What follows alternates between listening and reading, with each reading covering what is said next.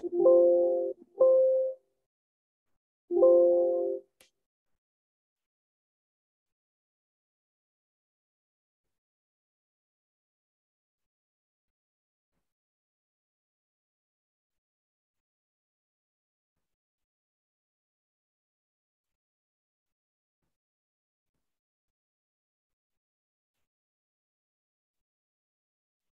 So already time हो चुका है, will start.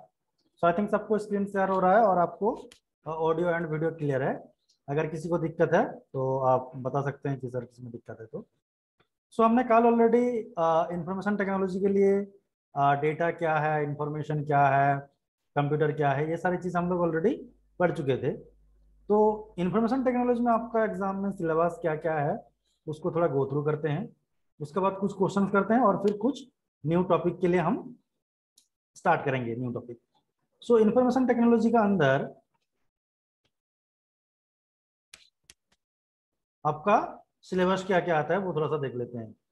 First one is your information concept and processing. Information concept and processing that means इसमें आपको information को कैसे प्रोसेस करना है, इसका बेसिक कंसेप्ट क्या है, ये सारी चीजें हम यहाँ पे डिस्कशन करेंगे।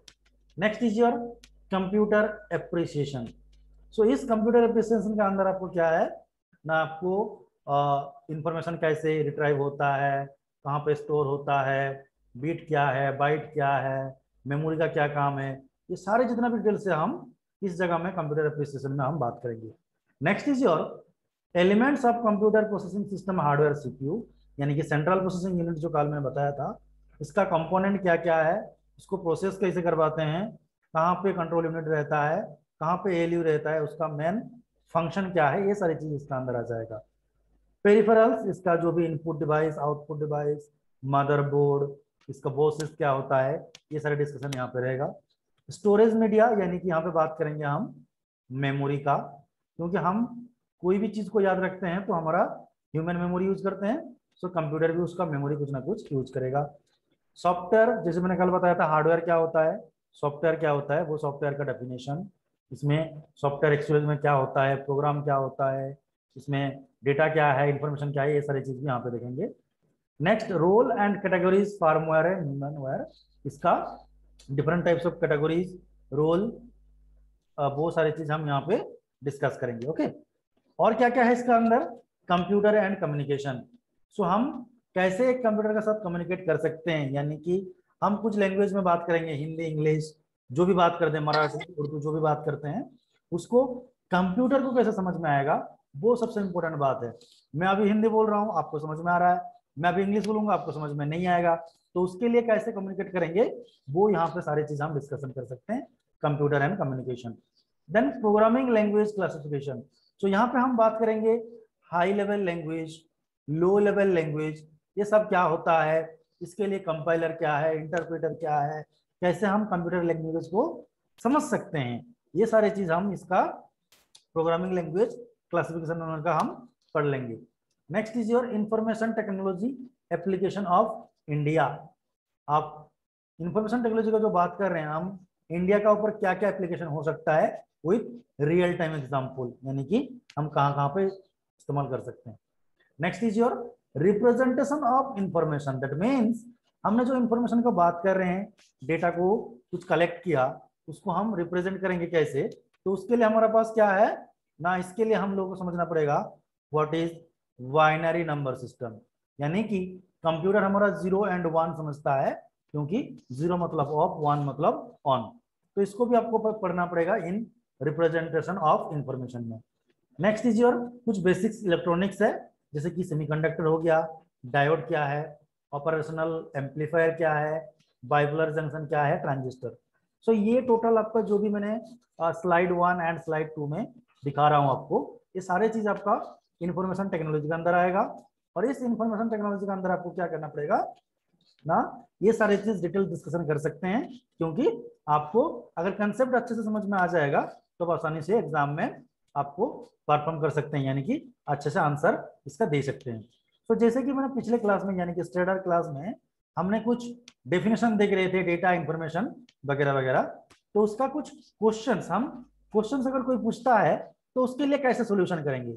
सो this is very important any exam point of view, questions को हम कैसे अटेम्प्ट कर रहे हैं। सो देखो मैंने कल जो कंसेप्ट बताया उसी कंसेप्ट से हम क्या कर सकते हैं, इस जो क्वेश्चंस है इसको हम आसानी से सॉल्व कर सकते हैं। सो मैं वन बाय वन क्वेश्चन पढ़ता हूं और उसके बाद इसको सॉल्यूशन आपको दिखाता हूं क्या है। Question number 1 is arranging the customer names in ascending order is an example of, यानी कि मैंने किसी का नाम लिखा, पहले मान लीजिए मेरा नाम लिखा, मैंने सुदर्शन लिखा, उसका बाद किसी का मैंने लिखा इसका है आजाद, किसी का है मोहम्मद। तो इस तरह से मैंने नाम लिखा, लेकिन ये पहले आता है, उसका बाद आता है एम, उसका बाद आता है एस। सो इन तीनों को हम सजाएंगे असेंडिंग ऑर्डर में, तो मेरे को आउटपुट आएगा क्या, पहले Azad, then second Mohammad and third is Sudarshan. So this is the thing कि हम पहले डेटा को लिया, उसका ऊपर कुछ प्रोसेस करवाया, उसका बाद ही हमारे पास कुछ आउटकम आया, यानी कि this is nothing but output. हमने इनपुट लिया था ये चीज और आउटपुट हमको आया कौन सा चीज, जो पहले Azad, then second Mohammad and third one is your Sudarshan. So this is nothing but your information processing. So answer will be information processing, क्योंकि हमारा पास जो डेटा कलेक्ट किए थे उस डेटा को हमने प्रोसेस किया और उसका पास से एक आउटकम निकला जिसको हम बोलेंगे इंफॉर्मेशन प्रोसेसिंग। सो यही कंसेप्ट हम पिछली क्लास में देखे थे। So arranging the customer names in ascending order in an example of information processing. So यहाँ पे मैंने जो टिक मार रहा हूँ, this is the answer. Similarly next question, any knowledge item that can be expressed in number और word, कोई number में 1 2 3, कोई वर्ड है XYZ, इस तरह से इसको हम देखने की कोशिश करेंगे। तो एक किस्म से ये भी क्या है, एक किस्म से इंफॉर्मेशन है, क्योंकि मैंने बोला था कहीं पे हम लिखते हैं 768018, so this is nothing but representation of some country का या फिर सम स्टेट का पिन कोड है, सम डिस्ट्रिक्ट का हो सकता है, ये पिन कोड है। This is nothing but also an information. So इसी इंफॉर्मेशन को हम बोलेंगे this is nothing but your information, यानी कि नंबर और वर्ड जो भी हम रिप्रेजेंट करेंगे, this is nothing but your information. Next is your organisation, distribution and manipulation of information is classified as what, this is nothing but your information processing, क्योंकि इसमें सो हम डेटा मैनिपुलेट नहीं कर रहे हैं, प्रोसेस सिलेक्शन कुछ भी नहीं कर रहे हैं, इंफॉर्मेशन एक्सप्रेशन भी नहीं कर रहे हैं, क्या कर रहे हैं ना, information processing. So this is the answer, information processing. ये सारे प्रीवियस क्लास से पूरा रिलेटेड है, आप रिलेट कर सकते हैं।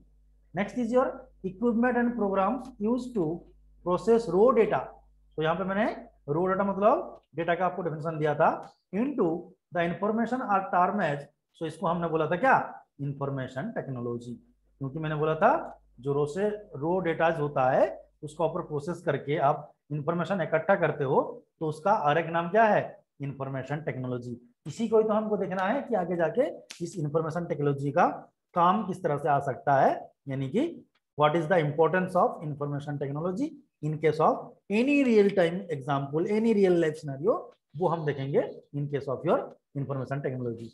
सो ये था बेसिक्स कुछ क्वेश्चन। सो कुछ न्यू कंसेप्ट में हम जाम करेंगे, तो इसके लिए देखते हैं कि कंसेप्ट क्या है। तो हमने एक बात किया था कि कंप्यूटर प्रोसेस कैसे करेगा इंफॉर्मेशन को। सो इंफॉर्मेशन को प्रोसेस करने के लिए हम लोग को यह समझ में आना चाहिए कि लैंग्वेज क्या होती है। सो मान लीजिए मैंने अभी जो लैंग्वेज में बात कर रहा हूं वो आपके लिए हिंदी है, तो मैं यहाँ पे बैठा हूं, आपको टीच कर रहा हूं हिंदी लैंग्वेज में, और आप कहीं पे बैठ के सुन रहे हैं और उसको अंडरस्टैंड कर रहे हैं, क्योंकि आपको भी हिंदी पता है और मेरे को भी हिंदी पता है। लेकिन अगर हम बात करेंगे कंप्यूटर को, क्या कंप्यूटर को हिंदी समझ में आएगा? आंसर इज नो, क्योंकि कंप्यूटर सिर्फ और सिर्फ दो लैंग्वेज समझता है, एक 0 और एक 1, क्योंकि जो भी हम डेटा कंप्यूटर का अंदर रखते हैं, चाहे ऑडियो हो चाहे वीडियो हो, जो कुछ भी है, it is the form of 0 and 1 only, क्योंकि कंप्यूटर का अंदर कोई ह्यूमन नहीं बैठा है, उसमें सारे सर्किट वगैरह है, वो सर्किट को सिर्फ पावर ऑन ऑफ, यानी कि इलेक्ट्रिसिटी का प्रेजेंस है या नहीं, उसी को ही समझ में आता है, और कुछ भी समझ में नहीं आता है इसको। तो इसीलिए जब भी हम बात करेंगे 0-1 के लिए, तो दिस इज नथिंग बट हम बोल सकते हैं it is our computer language. So इसको डिटेल से स्टडी करेंगे कंप्यूटर लैंग्वेज को, कि इसको कंप्यूटर लैंग्वेज को समझने के लिए हम डायरेक्ट ऐसे समझ नहीं सकते हैं। फॉर एग्जाम्पल मान लीजिए मैं अभी यहाँ से हिंदी में बात कर रहा हूँ, आप लोग समझ रहे हैं, लेकिन आप मान लीजिए आपको, मैं अभी फ्रांस में बात करूंगा, फ्रांस में बात करूंगा, आपको समझ में नहीं आएगा, क्योंकि आप लोगों को फ्रांस लैंग्वेज समझ में नहीं आएगा, क्योंकि आप लोगों को फ्रांस नहीं पता। तो इसके लिए मैं क्या करूंगा, जब मैं फ्रांस लैंग्वेज बोलूंगा, कोई एक दूसरा आदमी आएगा जो कि इस फ्रांस को हिंदी में कन्वर्ट करेगा और इस हिंदी लैंग्वेज से आपको समझाने की कोशिश करेगा। यानी कि यहाँ पे स्टूडेंट बैठा है, यहाँ पे स्टूडेंट बैठा है जो कि हिंदी लैंग्वेज समझेगा, लेकिन मेरे को हिंदी नहीं पता है, तो क्या करेगा स्टूडेंट, जब यहाँ पे स्टूडेंट जब हिंदी में बात करेंगे तो यहाँ पे जो थर्ड पर्सन रहेगा वो इस हिंदी को मेरे को फ्रांस में समझाने की कोशिश करेगा। यानी कि बीच में जो आदमी बैठा हुआ है उसको हिंदी एंड फ्रेंच दोनों समझ में आना चाहिए। अगर दो लैंग्वेज उसको समझ में आ रहा है तो मैं और आपका साथ कम्युनिकेशन को प्रोसेस करवा पाएगा। और एग्जैक्टली यही काम होता है आपका कंप्यूटर सिस्टम में। ऐसा मैं क्यों बोल रहा हूं, क्योंकि मेरे को इंग्लिश लैंग्वेज पता है, मैं कंप्यूटर को बताऊंगा, कंप्यूटर उसको बाइनरी लैंग्वेज में ट्रांसमिट करेगा, ट्रांसमिट करके कंप्यूटर वो उसको समझेगा। तो उसके लिए आपका कंपाइलर है, जैसे मैं यहाँ पे नाम लिखने की कोशिश करता हूँ, बहुत सारे कंसेप्ट है यहाँ पे, जैसे कि कंपाइलर है, इंटरप्रेटर है, असेंबलर है। सो ये सारे आपका क्या करता है, इन सारे लैंग्वेज को कन्वर्ट करके आपको मशीन लैंग्वेज में समझाता है, और जो मशीन लैंग्वेज में आउटकम आता है वो यूजर को, यानी कि जो कंप्यूटर यूज कर रहे हैं उसको समझ में आता है। सो this is the background process, जो कि हम लोगों को नहीं पता, हम सिर्फ जाते हैं इंफॉर्मेशन देते हैं और आउटपुट आता है, लेकिन इसका बैकग्राउंड में बहुत सारे प्रोसेस ऐसा है जो कि आपका अंदर काम चल रहा है। सो जब भी हम बात करेंगे कि how does a computer system process information, then answer should be in case of your binary. So binary बोलने से ऐसे तो काम नहीं चलेगा, इस लैंग्वेज को समझना पड़ेगा, यानी कि बाइनरी लैंग्वेज किस तरह का होता है, उसको हम कैसे लगाएंगे काम में। So this is the main motto of this process information. So पहला पॉइंट में यहाँ पे देखो, आप देख सकते हैं, when data are put into a computer the number और word we understood are translated into a binary number system. So binary number system is nothing but combination of 0 and 1. Minded कि हमारा पास जो भी डेटा स्टोर है, चाहे text हो, चाहे PDF हो, चाहे ऑडियो हो, चाहे वीडियो हो, वो सारे 0 और 1 के फॉर्मेट में स्टोर है।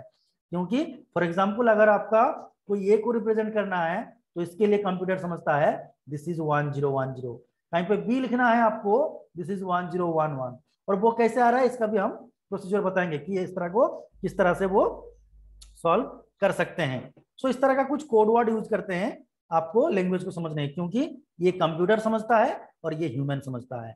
सो अगर आपको बोलूंगा 1010 मतलब क्या है तो आप बता नहीं पाएंगे, लेकिन कंप्यूटर समझ जाएगा कि ये कैपिटल लेटर ए की बात कर रहा है। जब 1011 लिखूंगा वो समझ जाएगा कि बी अल्फाबेट की यहाँ पे मैं बात कर रहा हूं। So this is the main background process of any computer. So binary language is the language of computer. So हमारे लिए समझने के लिए जैसे हिंदी लैंग्वेज होता है, इंग्लिश होता है, मलयालम होता है, so कंप्यूटर को समझने के लिए एक ही लैंग्वेज होता है, वो है आपका binary language. So note down it, this is an binary language. So everything you type, input, output, send, retrieve, draw, जो कुछ भी कर रहे हैं, this is nothing but your computer native language. This is binary. सिर्फ एक ही language समझता है, बाइनरी। अब इस बाइनरी को कैसे सॉर्ट आउट करेंगे ना, इसके लिए है बाइनरी नंबर सिस्टम। तो बाइनरी नंबर सिस्टम को, आज के जो टॉपिक है वो बाइनरी नंबर सिस्टम को हम अच्छी तरह से समझने की कोशिश करेंगे। लिटिल बिट न्यूमेरिकल है बट डोंट वरी, हम अच्छे से इसको डिस्क्राइब करने की कोशिश करेंगे, और जहां पे कोई दिक्कत होगा आप तुरंत वहां पे बता सकते हैं, कोई प्रॉब्लम नहीं है। सो मान लीजिए अगर आपने 0 और 1 में क्या करना चाहते हैं, रिप्रेजेंट करते चाहते हैं इस बाइनरी नंबर सिस्टम को, तो वहां पे आपका क्या होगा ना, कॉमनली हम जो यूज करेंगे 1 एंड 0। सो फॉर एग्जांपल यहाँ पे मैं लिखा हूं कि मेरे को 107 यानी कि 107 को रिप्रेजेंट करना है, तो कैसे मैं रिप्रेजेंट करूंगा, तो सिंपल लॉजिक है, 107 को लिखते हैं 107, तो इसको मानते हैं 0 position, this is my 1 position, this is my 2nd position. तो इसके लिए मैं क्या करूंगा, इसको लिख सकता हूं 10 to the power 0, 10 to the power 1 और 10 का स्क्वायर। दैट मीन्स कि मैंने यहां से राइट टू लेफ्ट गया और इसका पोजीशन का ऊपर 10 टू द पावर किया, क्योंकि 107 इस सिस्टम को मानते हैं कि this is my decimal number, और डेसिमल नंबर है तो इसका बेस हमारा पास कितना चलता है 10, तो इसलिए मैंने क्या किया 10 to the power 0, 10 to the power 1, 10 का स्क्वायर। सो ये 10 टू द पावर 0 कितना होता है, this is 1, 10 to the power 1 कितना होता है 10, 10 टू द पावर स्क्वायर कितना होता है 100। सो 100 इंटू 1, तो इसके लिए क्या लिखेंगे ना 100 into 1 plus 0 into 10 plus 1 into 7, तो इसको क्या बोलेंगे, this is nothing but 100, this is nothing but 0, this is nothing but 7, तो इसको एडिशन करेंगे तो मेरे को मिलेगा कि नहीं 107। सो दिस इज द लॉजिक कि बाइनरी नंबर सिस्टम को रिप्रेजेंट करने के लिए हम इस तरह सा काम कर सकते हैं, जैसे कि मैंने यहाँ पे आपको दिखाया। तो इसी चीज को थोड़ा सा अच्छे से समझने के लिए हम क्या कर सकते हैं, हम नेक्स्ट स्लाइड में आगे इसको समझेंगे। तो यहाँ पे बेसिकली कुछ नहीं है, आपको मैंने अभी जो बताया वो उसका थ्योरी यहाँ पे लिखा हुआ है कि बाइनरी नंबर सिस्टम है तो वो 0s and 1s are called binary digits और बिट्स। कंप्यूटर बेस 2 में चलता है इसीलिए वो 10 की बात कर रहा हूं। And this is simulated electronically by using a device such A switch which is either on और ऑफ में काम करेगा, आइदर 0 और 1 में, जो कि ऑलरेडी हम डिस्कस कर चुके हैं। तो इसके लिए आपका कंप्यूटर में जैसे कीबोर्ड होता है वो कन्वर्ट करता है सारे की स्ट्रोक को 1 और 0 में कन्वर्ट करके आपको बाइनरी कैरेक्टर कोड दिखाता है कंप्यूटर को, लेकिन हमको ओरिजिनल जो भी है वो उसमें नजर आता है। तो यहाँ पे मैंने एक इस्तेमाल किया बीट एंड बाइट का कंसेप्ट। सो बीट अगर बाइट का कंसेप्ट मैंने इस्तेमाल कर रहा हूं तो आपको पहले समझना चाहिए कि what is bit and what is byte, क्योंकि बीट बाइट दोनों का कंसेप्ट अगर हम यहाँ पे इंप्लीमेंट करेंगे तो अगर एग्जाम में आपको कहीं पे पूछा कि इसका कन्वर्जन क्या होगा तो आप आसानी से आंसर दे सकते हैं। तो देखिए मैंने यहाँ पे लिखा कि 8 बिट मिला के आपको होता है कितना ना 1 बाइट।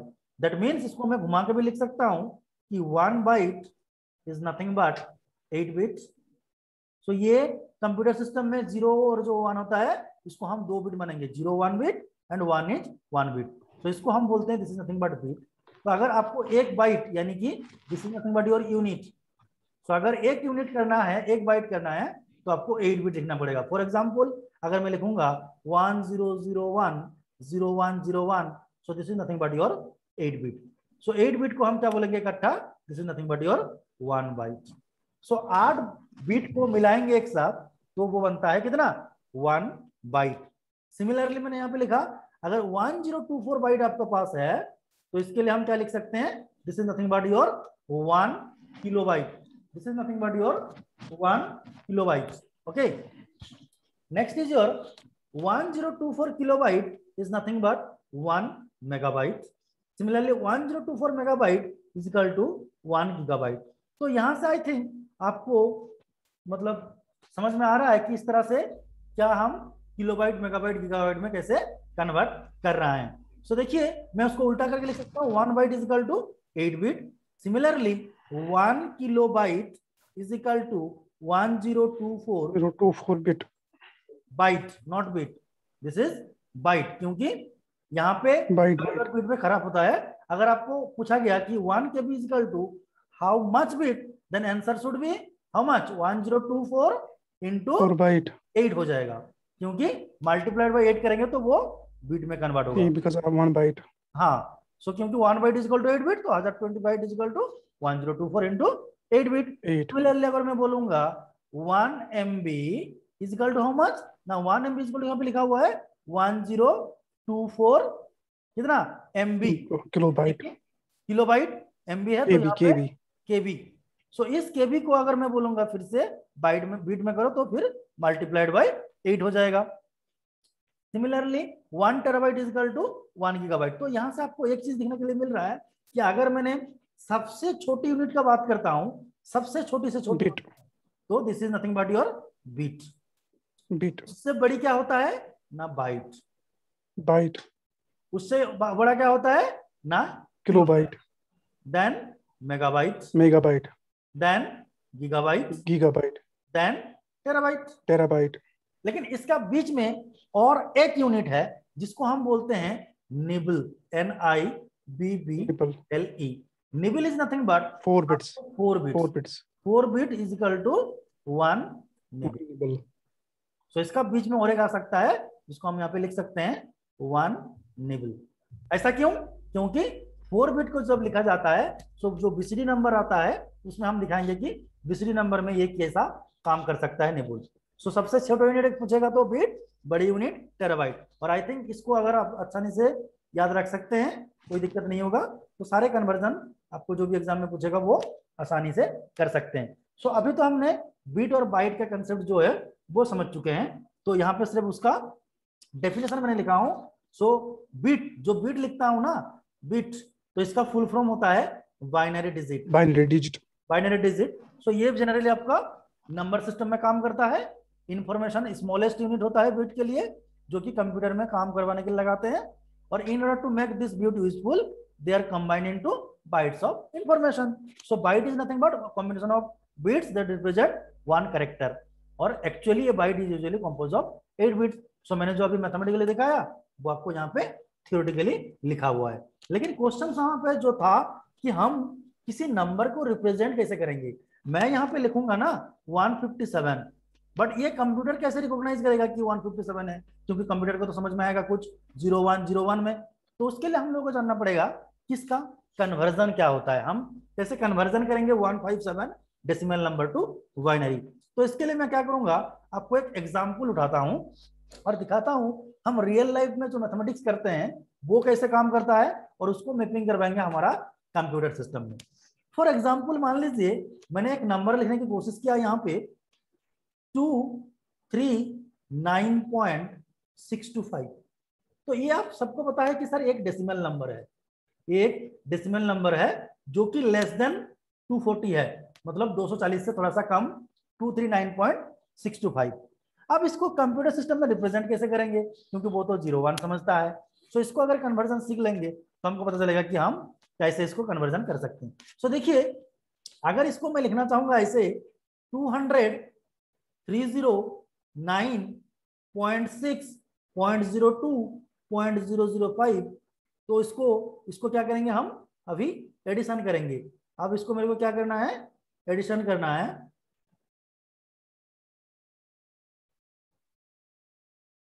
Just a minute.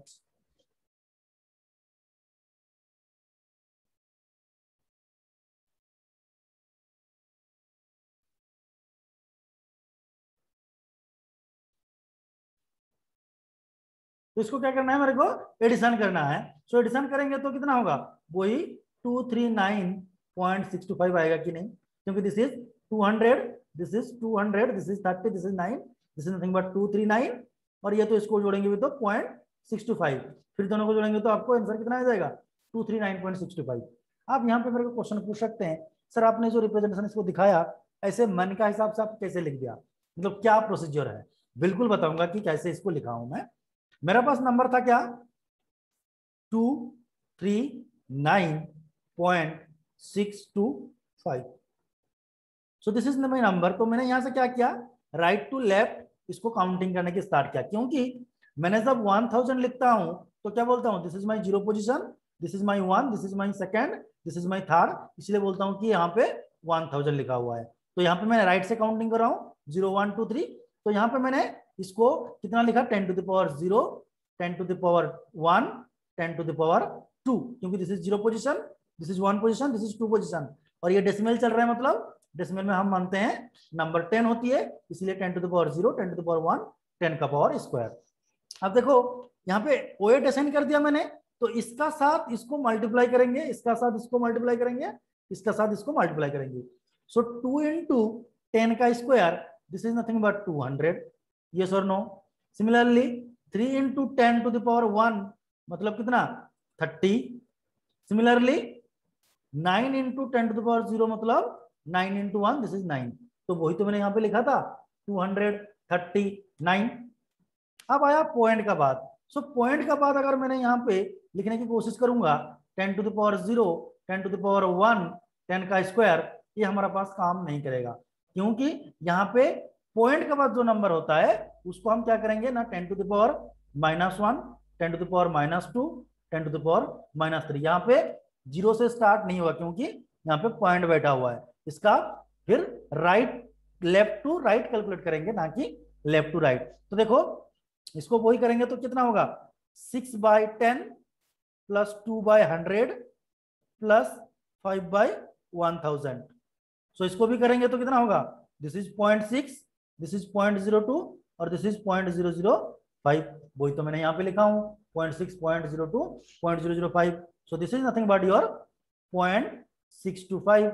सो यहाँ पे 239 मिला आपको और यहाँ पे 0.625, दोनों को मिला देंगे तो आंसर कितना आएगा, 239.625, 239.625। This is the answer.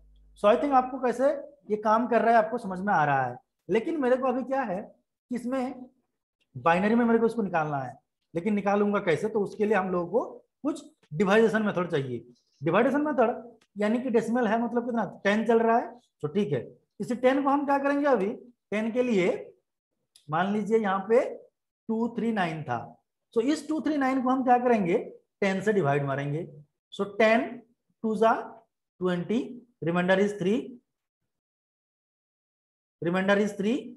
So 3 reminder है तो कितना 39 हो गया, 39। सो 10 3 जा 30, रिमाइंडर इज योर 9, 10 2 जा 20, reminder is your 3, 10 0, reminder is your 2। तो देखो यहां से मैं काउंटिंग करूंगा तो मेरे को 239 मिलेगा कि नहीं, दिस इज 239।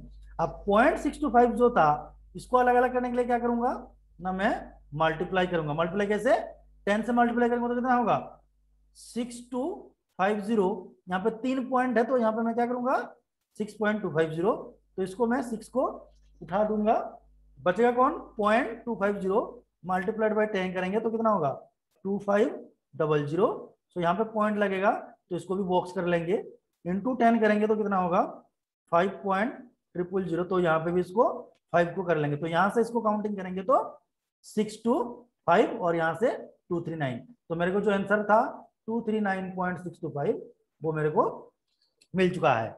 आप यहाँ पे बोलेंगे कि सर यहाँ पे आपने इसको सीधी ऑर्डर में, मतलब नीचे से ऊपर और इसको ऊपर से नीचे क्यों लिखा, क्योंकि मैं जो नंबर लिखा था 239.625 इसको मैंने असाइन कैसे किया था, राइट टू लेफ्ट, और इसको कैसे किया था लेफ्ट टू राइट, तो इसीलिए वो उल्टी ऑर्डर और वो सीधी ऑर्डर, क्योंकि ये 10 to the power -1, 10 to the power -2, 10 to the power -3 था, ये 10 to the power 0, 10 to the power 1, 10 to the power 2। इस प्रॉब्लम में किसी को मतलब दिक्कत है कि समझ में नहीं आ रहा है तो you can ask me, because ये कंसेप्ट समझना बहुत ही जरूरी है, नहीं तो आपका आगे का जो क्लास है कि आपको कन्वर्जन कैसे करना है कंप्यूटर सिस्टम में वो कन्वर्ट नहीं कर पाएंगे। किसी को दिक्कत है तो बता सकते हैं।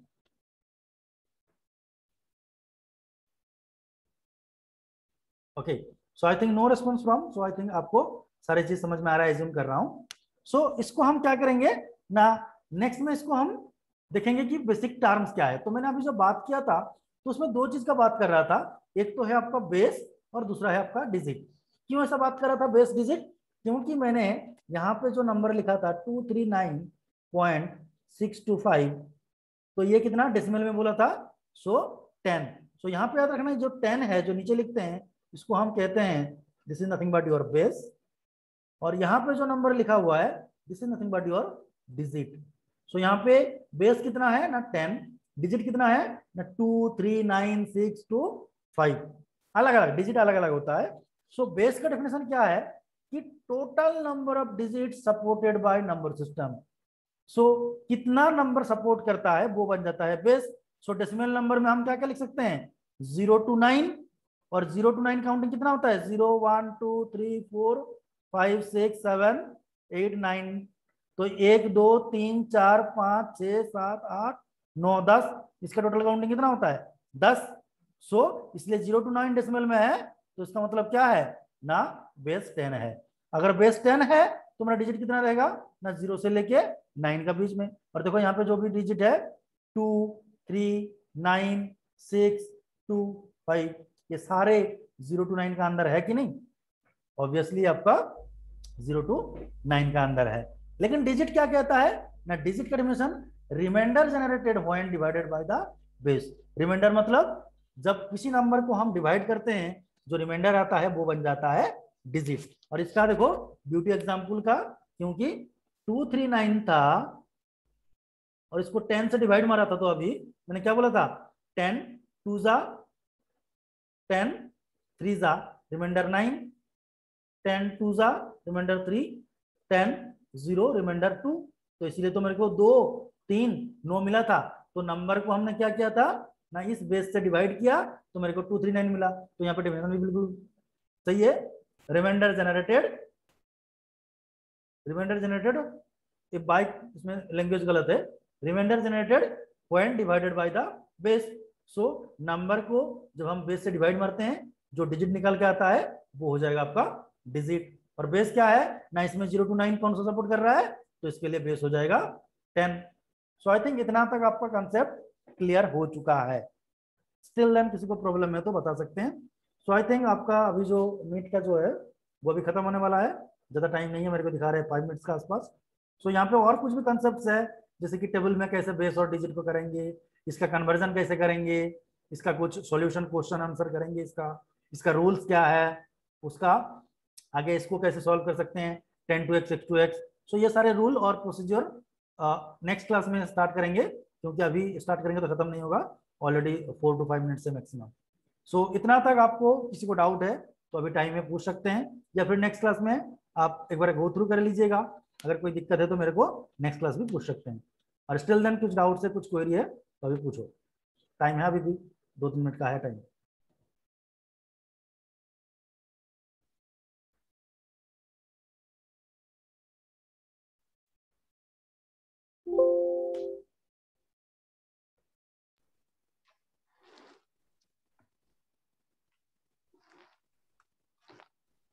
Hello, good evening sir. Good evening. जी सर, सिलेबस के बारे में कुछ डिस्कस कीजिए। सिलेबस जो आपके पास है अभी। समझा नहीं आप क्या बोल रहे हैं। सर, जो हमारा सिलेबस है ना, उसके बारे में कुछ डिस्कस कीजिए। मतलब आपने सिलेबस लिया है जो हमारे कोर्स में अभी है? हाँ हाँ हाँ, ये है आपका एक मिनट सिलेबस। सर, तो किया वो पहले अभी? हाँ, मैंने सिलेबस में आपको दिखाया था, सो अभी आई थिंक तक आप लेट डिस्कस तो किया सिलेबस। हाँ तो सर, इसमें कितना टाइम लगेगा कंप्लीट होने में? इसमें हाँ, देखो। यही यही है। हाँ, यही सिलेबस जो है हाँ आपका मैं दिखा रहा हूँ। यहाँ पे जो हाँ सिलेबस हाँ हाँ। लिखा है, ये जो टॉपिक मैंने लिखा हूँ इन्फॉर्मेशन कंसेप्ट, जो देख सकते हैं स्क्रीन में, ये कम से कम हम्म। अराउंड 16, मतलब मिनिमम तो 16 आवर्स लगेगा। क्योंकि देखो, आप आईटी बैकग्राउंड से नहीं है, तो कंसेप्ट को थोड़ा सा मतलब क्या डेप्थ में पढ़ने के लिए बेसिक कंसेप्ट क्लियर होना चाहिए। ये तो नहीं है कि मैं सारे से मतलब सारे चीज उड़ा दूं, मतलब वन गो में, वो तो मैं समझ हम्म। सकता हूँ, लेकिन आप समझ नहीं है ना। तो इसके लिए थोड़ा सा टाइम तो चाहिए, ठीक। क्योंकि हाँ क्वालिटी ठीक है, चाहिए। ठीक है। हाँ, तो चाहिए उसके लिए। सो डोंट वरी, इतना भी जो भी लिखा हुआ है वो मेरा रिस्पॉन्सिबिलिटी है उसको खत्म करने के लिए, और उसको अच्छे ठीक से खत्म करेंगे। ऐसे नहीं कि हम सिर्फ हेडिंग हेडिंग पढ़ के भाग जाएंगे, ऐसा नहीं, पूरा का पूरा कंप्लीट करेंगे। ठीक। ठीक।